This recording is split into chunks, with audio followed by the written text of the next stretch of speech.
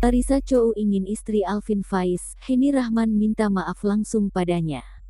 Sang manajer, Adit menilai Larissa Chow memiliki alasan saat membongkar pesan singkat Henny Rahman.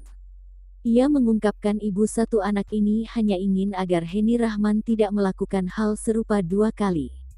Bahkan Adit mengaku sempat melarang Larissa Chow untuk membagikan pesan dari Henny Rahman.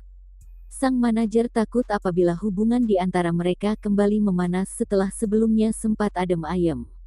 Meski begitu, Adit merasa tidak memiliki hak untuk melarang apa yang ingin dibagikan oleh Larissa Chow. Sebagai manajer, ia hanya ingin melindungi mantan istri Alvin Faiz itu. Dalam kesempatan itu, Alvin Faiz ternyata sudah meminta maaf atas perkataan sang istri pada Larissa Chow. Akan tetapi Larissa Chow mendesak agar Henny Rahman yang meminta maaf sendiri dan secara langsung.